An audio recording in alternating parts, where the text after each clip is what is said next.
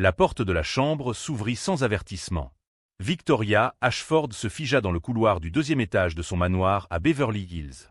Ses yeux se posèrent sur la scène impossible qui se déroulait devant elle. Dans la chambre de son fils se trouvait James, le concierge noir qu'elle remarquait à peine ces dernières semaines.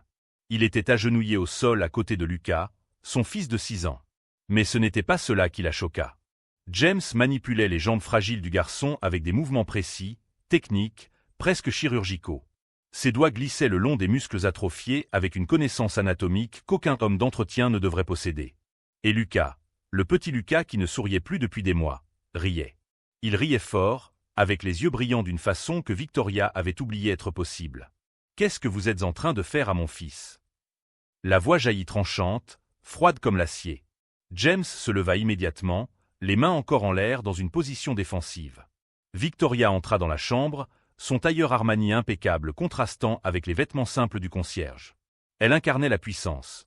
Cheveux blonds tirés en un chignon parfait, posture droite, regard qui avait déjà réduit des concurrents en miettes dans des salles de réunion. « Madame Ashford, je peux expliquer. » « Expliquer ?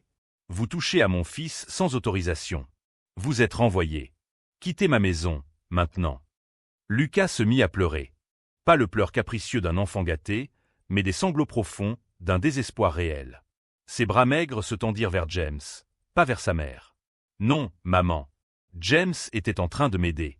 Mes jambes faisaient moins mal. » Victoria sentit quelque chose se fissurer dans sa poitrine. Quand son fils l'avait-il appelée « maman » de cette façon pour la dernière fois? Quand avait-elle réellement regardé son enfant, et non simplement vérifié si les infirmières suivaient correctement le protocole? « Lucas, retourne dans ton lit.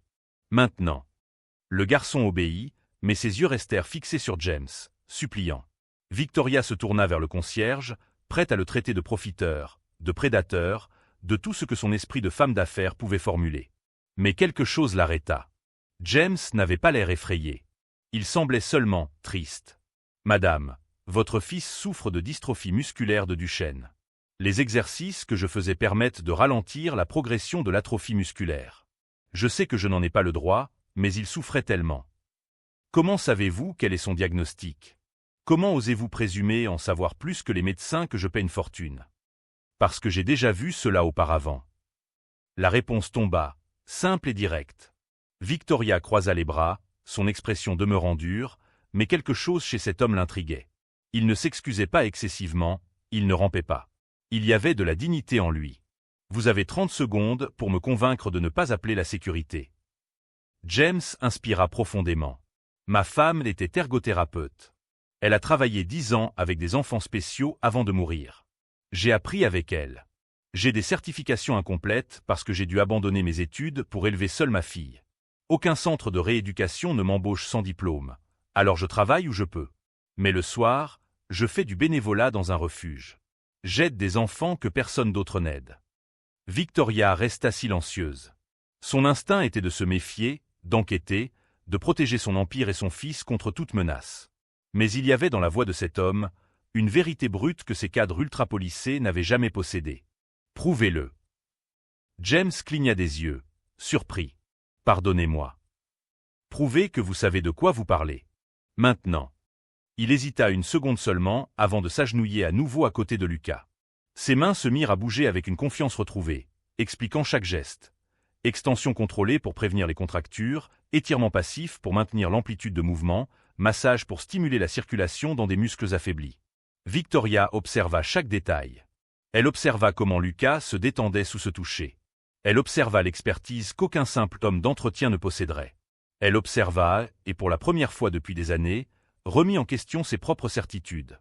Quand James eut terminé, Lucas souriait à nouveau. « Maman, je peux refaire ça demain? S'il te plaît ?» Victoria regarda son fils, puis le concierge, puis ses propres mains impeccablement manucurées qui touchaient rarement ce garçon. « Vous, » dit-elle à James, « ne nettoierez plus un seul sol dans cette maison. » L'expression de l'homme se décomposa. « Vous allez m'expliquer tout. Chaque détail. Chaque certification que vous possédez, chaque technique que vous connaissez, chaque raison pour laquelle un homme avec votre savoir est en train de frotter des sols au lieu de sauver des vies. » James leva les yeux lentement, incrédule. « Et ensuite, » poursuivit Victoria, sa voix toujours froide mais avec quelque chose de différent en dessous, « nous allons découvrir ce qui se passe réellement ici. Si vous aimez cette histoire, n'oubliez pas de vous abonner à la chaîne et de liker la vidéo. La vérité que Victoria était sur le point de découvrir allait tout changer, et révéler des secrets auxquels personne dans ce manoir n'était préparé. Victoria ne dormit pas cette nuit-là. Assise dans son bureau à 3 heures du matin, elle tapait frénétiquement sur son ordinateur portable. Registre public, certification, antécédents professionnels. Tout ce qui concernait James Miller apparaissait fragmenté, incomplet, comme un puzzle auquel il manquait des pièces. 2 ans d'université en ergothérapie. Excellente note. Puis, plus rien. Un vide de 5 ans jusqu'à ce qu'il apparaisse comme homme d'entretien. Que s'était-il passé durant cet intervalle? Elle attrapa son téléphone et composa le numéro de Richard, son chef de la sécurité. J'ai besoin d'un dossier complet sur le concierge. Je veux savoir où il a été au cours des 10 dernières années. Discrètement. En attendant, Victoria marcha jusqu'à la fenêtre. En bas, dans le petit appartement au-dessus du garage où vivaient les employés résidents, une lumière était encore allumée. James s'était lui aussi éveillé. Le lendemain matin, Victoria convoqua une réunion. Pas dans la salle officielle, mais dans la cuisine, terrain neutre. James entra avec prudence, portant encore l'uniforme bleu de concierge. Victoria désigna la chaise en face d'elle. « Asseyez-vous. » Il obéit. Entre eux, une tasse de café fumant que Victoria avait préparée elle-même. Le geste ne passa pas inaperçu. « Mon fils a les meilleurs médecins du pays, » commença Victoria, la voix maîtrisée. Des physiothérapeutes certifiés, des neurologues renommés. Pourquoi sourit-il plus avec vous en 10 minutes qu'avec eux en plusieurs mois? James serra la tasse entre ses mains. Parce que traite la maladie. Moi, je traite Lucas. La réponse simple la traversa comme une lame. Victoria se renversa contre le dossier de sa chaise, étudiant cet homme. Il y avait quelque chose en lui qui défiait toutes ses catégories mentales. Il était pauvre, mais pas soumis. Humble, mais pas inférieur. Invisible, mais impossible à ignorer. Parlez-moi de votre femme. James cligna des yeux, clairement surpris par la question. Helena était une pure lumière. Elle travaillait dans un centre de rééducation pour enfants au centre-ville. Des enfants pauvres, la plupart sans assurance, sans véritable chance. Elle se donnait entièrement. Elle m'a appris que le corps et l'âme ne se séparent pas. Que soigner, c'est aimer. Et comment est-elle morte? Cancer. Il y a 3 ans. Trop rapide pour que nous puissions lutter. Trop lent pour qu'elle ne souffre pas. Victoria vit la douleur traverser son visage. Authentique, profonde, encore vive. Quelque chose bougea dans sa poitrine durcie. Elle connaissait la perte. Elle connaissait le vide de serrer des oreillers à la place de personne. Vous avez une fille. Ce n'était pas une question. James leva les yeux, surpris. J'ai enquêté sur vous. C'est mon droit. Elle a 8 ans. Autiste. Elle va à l'école publique. Vous travaillez ici le jour et dans un refuge communautaire 3 nuits par semaine. Comment survivez-vous? On survit parce qu'on doit survivre, Madame Ashford. La réponse vint sans amertume, simplement comme un fait. Victoria ressentit quelque chose qui ressemblait à de la honte, un sentiment qu'elle avait oublié. Pourquoi avez-vous abandonné l'université? James inspira profondément. Helena est morte en laissant des dettes médicales. Je devais choisir, terminer mon diplôme ou nourrir ma fille. Ce n'a pas été un choix difficile.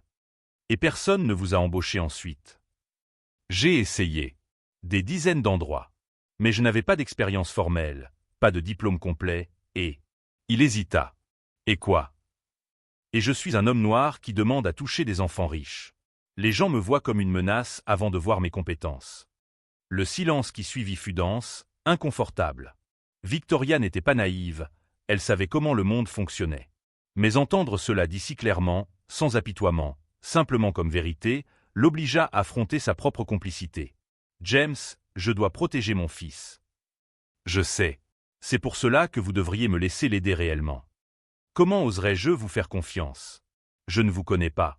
James se leva et marcha jusqu'à la fenêtre. Dehors, Lucas jouait seul dans le jardin, ses mouvements limités et douloureux. Votre fils meurt lentement, Madame Ashford. Pas de la maladie, de la solitude. Il a tout et n'a rien. Les médecins traitent son corps, mais qui traite son cœur? Les mots percutèrent Victoria comme des coups. Elle voulut répliquer, se défendre, mais n'y parvint pas. Parce qu'il avait raison. Elle avait construit un empire, mais perdu un fils dans le processus. « Que voulez-vous de moi » demanda Victoria, et pour la première fois, Sa voix se fissura. Rien. Je veux seulement que Lucas ait la chance que tant d'autres enfants n'ont pas. La chance d'être vu. D'être aimé pour ce qu'il est, pas malgré ce qu'il a. Victoria ferma les yeux. Lorsqu'elle les rouvrit, elle avait pris une décision qui changerait tout. Vous commencez lundi. Pas comme concierge, comme thérapeute particulier de mon fils. Salaire conforme à votre véritable fonction. Mais à certaines conditions. James se retourna, incrédule. Vous allez terminer votre formation. Je paie. Vous allez obtenir des certifications complètes. Et si, à n'importe quel moment, je remarque que vous faites du mal à Lucas. Je disparais. Je comprends. Victoria lui tendit la main. James la serra. L'étreinte était ferme, honnête, et pour la première fois depuis des années, Victoria sentit qu'elle avait pris une décision avec le cœur plutôt qu'avec une feuille de calcul. Mais elle ne savait pas que cette décision révélerait des secrets capables d'ébranler les fondations de tout ce qu'elle avait construit, et que la véritable épreuve restait à venir. 3 mois plus tard, le manoir Ashford avait changé. Pas physiquement. Les murs restaient d'un blanc immaculé, les meubles étaient toujours des créations de designers européens, les jardins restaient parfaits. Mais quelque chose d'invisible avait changé, comme si la maison avait enfin commencé à respirer. Lucas attendait désormais avec impatience les séances quotidiennes avec James. Victoria observait de loin, faisant semblant de réviser des contrats tout en espionnant par la porte entr'ouverte. Elle voyait son fils faire des exercices qu'il refusait auparavant de réaliser en pleurant. Elle le voyait rire. Elle le voyait vivant. Et quelque chose d'autre se produisait. James avait amené sa fille pour une visite. Lily avait 8 ans, des cheveux bouclés attachés en tresses colorées, des yeux qui croisaient rarement ceux des autres. Elle ne parlait pas beaucoup, communiquait surtout par gestes et sons doux. Mais lorsqu'elle entra dans la chambre de Lucas, quelque chose de magique se produisit. Elle s'assit à côté de lui en silence. Elle prit un des petits voitures et commença à les organiser en rangées parfaites par couleur. Lucas observa, fasciné. Puis, lentement, il commença à l'aider. Aucun mot n'était échangé. Aucun mot n'était nécessaire. Victoria regarda cette scène depuis la porte et sentit des larmes. Quelque chose qui ne lui arrivait plus depuis les funérailles de son mari, 5 ans auparavant. Ils se comprennent, murmura James à côté d'elle. Ils comprennent ce que c'est d'être différent dans un monde qui exige la perfection. Victoria s'essuya discrètement les yeux. Vous êtes un bon père. J'essaie. Je n'y arrive pas toujours. Vous réussissez plus que je n'ai jamais réussi. Le silence entre eux était maintenant confortable, complice. Victoria réalisa avec stupeur qu'elle commençait à voir James non pas comme un employé, mais comme un égal. Peut-être même comme quelque chose de plus qu'un égal. Cela l'effraya profondément. Ce soir-là, Victoria fit quelque chose qu'elle n'avait pas fait depuis des années. Elle dîna avec Lucas. Pas un dîner formel avec des conversations vides, mais une pizza dans son lit, en regardant des dessins animés. Le garçon fut tellement choqué qu'il resta silencieux pendant 10 minutes avant de finalement se détendre contre elle. « Maman, tu es heureuse ?» La question la prit au dépourvu. « Pourquoi demandes-tu cela ?»« Parce que tu souris. Vraiment. Comme papa te faisait sourire. » Victoria serra son fils contre elle avec force, se permettant de pleurer ouvertement pour la première fois depuis des années. Elle avait été si forte, si blindée, si concentrée à construire des protections financières qu'elle avait oublié de construire des protections émotionnelles. Elle avait oublié d'être simplement présente. « J'essaie d'être heureuse, mon amour. J'apprends. » James t'a appris. Victoria rit à travers ses larmes. Peut-être. D'une manière étrange, oui. Mais la paix ne durerait pas. Un jeudi après-midi, Victoria rentra tôt d'une réunion. Elle entendit des voix exaltées provenant de la chambre de Lucas. Elle courut à l'étage, le cœur battant, des souvenirs du premier incident envahissant son esprit. La scène devant elle la paralysa. Lucas était debout. Pas soutenu, ne tenant rien. Simplement debout, avec James agenouillé devant lui, main prête à le soutenir mais sans le toucher. Le garçon tremblait, l'effort visible dans chaque muscle, de la sueur coulant sur son visage. Mais il était debout. J'ai réussi, murmura Lucas, incrédule. Puis ses jambes fléchirent. James le rattrapa avant qu'il ne tombe, le reposant doucement sur le lit. Ce n'est qu'alors qu'il remarqua Victoria arrêtée à la porte, les mains couvrant la bouche, des larmes silencieuses coulant. Il s'est tenu debout, parvint-elle à dire. Il s'est tenu debout tout seul. Pendant 3 secondes. C'est un début. Victoria entra en titubant, s'agenouilla à côté du lit et serra Lucas dans ses bras. Le garçon rit, épuisé mais radieux. « Tu as vu, maman ? J'ai réussi. » James a dit que si je m'entraînais tous les jours, un jour j'y arriverais, et j'y suis arrivé. Tu as réussi, mon amour. Tu as réussi. Mais quand Victoria leva les yeux vers James, elle vit quelque chose qui la troubla. Il regardait son téléphone, le visage soudain pâle. Ses mains tremblaient. James? Qu'y a-t-il? Il avala difficilement. Je dois y aller. Maintenant. C'est Lily. L'école a appelé. Elle a eu un effondrement. Va. Pars maintenant. Besoin d'un chauffeur? Besoin de... J'ai besoin que vous vous occupiez de Lucas. S'il vous plaît. Et il partit en courant, laissant Victoria seule avec son fils, la joie encore brûlante du miracle qu'elle venait de voir, mais un sentiment de peur croissant s'installant. Quelque chose n'allait pas. Elle le sentit au plus profond d'elle. 2 heures plus tard, James appela. Sa voix était brisée, méconnaissable. Madame Ashford, j'ai besoin d'un service. Un grand service. Et vous avez tout à fait le droit de refuser, mais je n'ai plus personne. Que voulez-vous? Lily devra être hospitalisée pour observation. Crise sévère, possiblement neurologique. Et je n'ai pas d'assurance adéquate. L'hôpital public a une file d'attente de 3 mois pour les examens qu'elle doit passer maintenant. Victoria n'hésita pas une seconde. Amenez-la à mon hôpital privé. Les frais sont à ma charge. Tous les examens. Tous les spécialistes. Aujourd'hui. Silence à l'autre bout. Puis un sanglot étouffé. Pourquoi? Pourquoi feriez-vous ça? Victoria regarda Lucas, dormant paisiblement pour la première fois depuis des mois. Parce que vous m'avez rendu mon fils. Laissez-moi vous aider à prendre soin de votre fille. Mais Victoria ne savait pas que ce geste de générosité ouvrirait une boîte de secrets qu'elle n'aurait jamais imaginée, et mettrait tout en danger. L'hôpital privé sentait l'antiseptique et l'argent. Victoria marchait dans les couloirs blancs aux côtés de James, qui tenait fermement la main de sa fille avec une protection instinctive. Lily était calme maintenant, mais ses yeux restaient lointains, perdus quelque part où personne d'autre ne pouvait atteindre. Les examens commencèrent immédiatement. IRM, tomographie, évaluation neurologique complète. Victoria attendait dans la salle VIP, essayant de travailler sur son ordinateur portable, mais incapable de se concentrer. James était assis par terre dans le couloir, la tête entre les mains. Elle s'approcha et s'assit à côté de lui. Par terre. Victoria Ashford, PDG milliardaire, assise par terre dans un hôpital froid. « Elle ira bien, » dit Victoria. « Vous ne pouvez pas promettre ça. »« Non. Mais je peux promettre que nous ferons tout ce qui est humainement possible. » James leva les yeux. Ils étaient rouges, épuisés. « Pourquoi êtes-vous si gentil avec moi? Je ne suis personne. Je nettoie vos sols. Vous avez sauvé mon fils.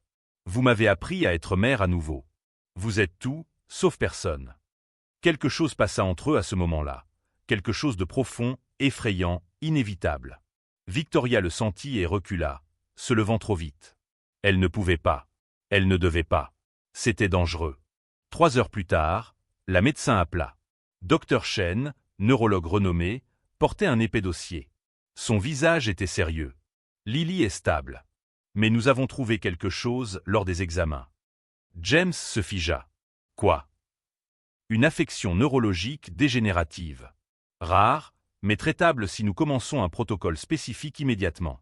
Sans traitement, elle perdra progressivement ses fonctions cognitives. Le monde s'arrêta. Victoria vit James s'effondrer, vit le père fort se transformer en statue de peur. « Combien ça coûte » demanda-t-il, la voix à peine audible. Le traitement complet? Médication importée, thérapie spécialisée, suivi continu? Environ 300 000 $ pour les 2 prochaines années. James ferma les yeux. Victoria vit la défaite, la reddition, le moment où un homme réalise qu'il ne peut pas sauver celle qu'il aime le plus. « Faites le traitement » dit Victoria. « Madame Ashford. Faites-le. Maintenant. Tous les protocoles. Je paie. Je ne peux pas accepter. C'est déjà trop. C'est déjà. Vous pouvez et vous allez accepter. Parce que si vous n'acceptez pas, je retire Lucas de votre traitement et je prends un autre thérapeute. » C'était du chantage émotionnel. De la manipulation. Le seul langage que James accepterait, le langage du besoin pratique, pas de la charité. Il la regarda, puis sa fille à travers la fenêtre de la salle, puis de nouveau elle. Et il hocha la tête, vaincu, reconnaissant, détruit. Mais la Dr Chen n'avait pas fini. Il y a autre chose. Lors des examens, nous avons trouvé quelque chose, particulier.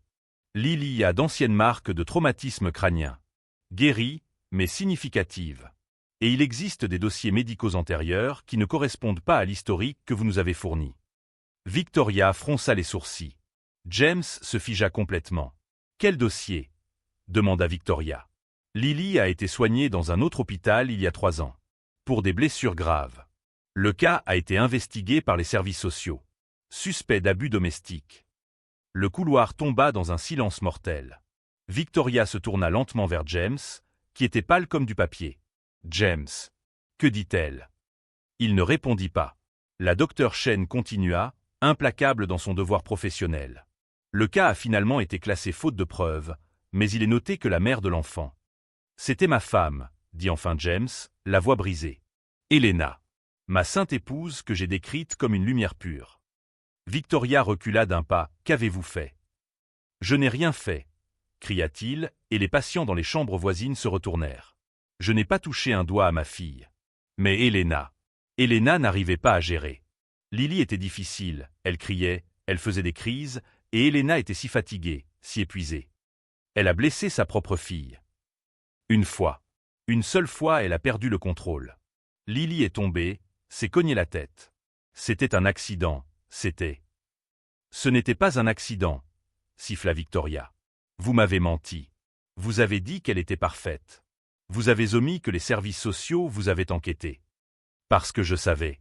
Je savais que si vous découvriez, vous ne me laisseriez jamais près de Lucas. Mais je jure, je n'ai jamais fait de mal à un enfant. J'ai protégé Lily. Je suis resté. Je me suis occupé d'elle. Et quand Helena est morte, j'ai promis de consacrer ma vie entière à réparer cela. Victoria tremblait de rage et de choc. Tout était un mensonge. L'homme parfait, le thérapeute saint, le père dévoué, tout construit sur le secret et la manipulation. Sortez. Maintenant. Victoria, s'il vous plaît. Sortez. Je m'occupe de votre fille parce qu'elle n'a pas de faute dans la monstruosité que vous avez cachée. Mais vous ne vous approchez plus jamais de mon fils. Plus jamais. James voulut parler, mais les mots moururent. Il regarda Lily une dernière fois, puis se dirigea vers l'ascenseur. Avant d'entrer, il se retourna. Lucas marche mieux. Il peut se tenir debout 10 secondes maintenant. Il devra continuer les exercices quotidiens ou il régressera. J'ai laissé des instructions écrites sur son bureau. S'il vous plaît, ne laissez pas son progrès être perdu à cause de mes erreurs. Les portes se fermèrent. Victoria resta seule dans le couloir, le monde s'effondrant. Elle avait fait confiance. Elle avait ouvert sa maison, son fils, son cœur. Et tout était un mensonge. 2 semaines passèrent dans un silence torturant. Victoria engagea le meilleur physiothérapeute de Los Angeles pour Lucas. Des références impeccables, des compétences brillantes, une technique parfaite. Mais quelque chose n'allait pas. Lucas obéissait mécaniquement aux exercices, mais ne souriait pas. Il ne demandait pas ses petites voitures. Il ne riait pas. Il régressait. « Où est James ?» demanda Lucas pour la 10e fois cette semaine. « Il ne travaille plus ici. » Pourquoi? Parce que les adultes font parfois des erreurs, mon amour. Mais il me manque. Et Lily. Victoria ressentait la même chose. Mon Dieu, combien elle ressentait. Mais elle ne pouvait pas pardonner les mensonges, ne pouvait pas remettre son fils en danger. Elle ne pouvait pas. Où pouvait-elle? Un samedi matin, Victoria fit quelque chose d'impulsif. Elle conduisit jusqu'à l'adresse qu'elle avait dans les dossiers de James. Un immeuble modeste dans un quartier ouvrier, peinture écaillée, grille aux fenêtres. 3e étage, appartement 27. Elle frappa à la porte. Personne ne répondit. Elle frappa de nouveau. La porte s'ouvrit enfin. James était méconnaissable. Barbe de quelques jours, yeux enfoncés, vêtements froissés. Derrière lui, le petit appartement était chaotique mais propre. Des jouets organisés dans les coins, des dessins collés au réfrigérateur, l'amour visible dans chaque détail pauvre. Victoria. Sa voix était rauque d'usage oublié. J'ai besoin de voir Lily. Il hésita, puis ouvrit complètement la porte. Lily était assise sur le canapé, regardant des dessins animés sur une vieille télévision. Lorsqu'elle vit Victoria, ses yeux s'illuminèrent. Elle ne parla pas, mais tendit les bras. Victoria s'agenouilla et la serra dans ses bras. La fille sentait le shampoing bon marché et l'amour inconditionnel. « Le traitement fonctionne », murmura James. Elle répond bien. Les médecins sont optimistes. Grâce à vous. Victoria regarda autour d'elle. Elle vit les factures empilées sur la table. Elle vit le CV imprimé, probablement la 1000e copie envoyée. Elle vit un homme essayant de reconstruire une vie détruite. Pourquoi ne m'avez-vous pas dit la vérité dès le début? James s'assit lourdement. Parce que la vérité m'aurait condamné avant que je puisse prouver ma valeur. Parce que le monde ne pardonne pas aux gens comme moi. Parce que j'avais tellement peur de perdre la chance de faire une différence dans la vie de Lucas que j'ai choisi de mentir par omission. Votre femme a blessé votre fille. Une fois. Dans un moment de désespoir absolu. Et elle ne s'est jamais pardonnée. Elle a porté cette culpabilité jusqu'à sa mort. Lily était difficile, Victoria. Elle l'est encore. Les crises, les cris, l'épuisement de ne jamais dormir une nuit complète, de ne jamais avoir un instant de paix. Elena était humaine. Les humains se brisent. Et vous l'avez pardonnée. J'ai compris. Il y a une différence. J'ai compris que des gens bons font des choses terribles lorsqu'ils sont au bout du rouleau. Que les monstres ne sont pas toujours des monstres. Parfois ce sont juste des personnes épuisées qui se sont brisées. Victoria s'assit à côté de lui. Lily vint poser sa tête sur les genoux de Victoria, geste de confiance pure. Lucas régresse, admit Victoria. Le nouveau thérapeute est techniquement parfait, mais Lucas perd ses progrès. Parce que la technique sans connexion n'est que mouvement. J'ai dit que guérir c'est aimer.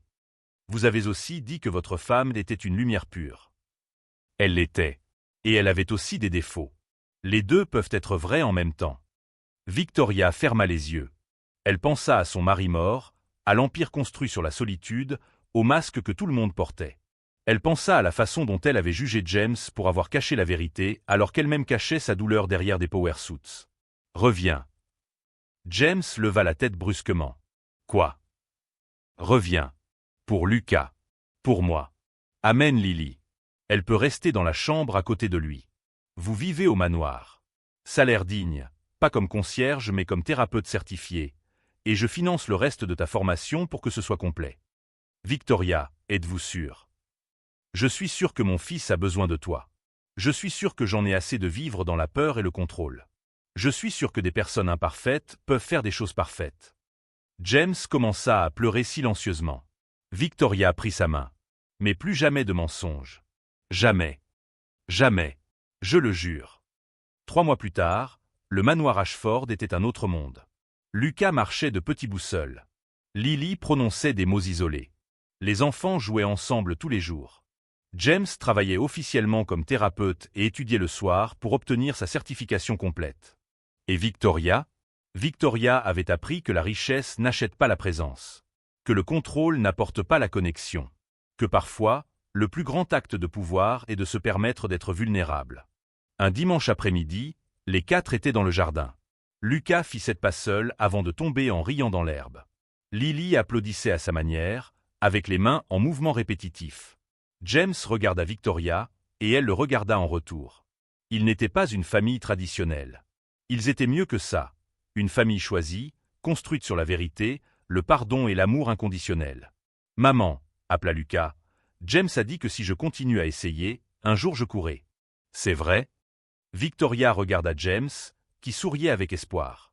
C'est vrai, mon amour. Et je serai là pour le voir. Parce qu'enfin, elle serait présente. Enfin, elle comprit que le plus grand luxe n'était pas l'argent, c'était le temps, c'était l'amour, c'était être là quand ça compte. Si vous avez aimé cette histoire de transformation et de rédemption, n'oubliez pas de vous abonner à la chaîne et de liker la vidéo. Partagez avec ceux qui ont besoin de se rappeler que tout le monde mérite une seconde chance, et que le véritable amour voit au-delà des imperfections.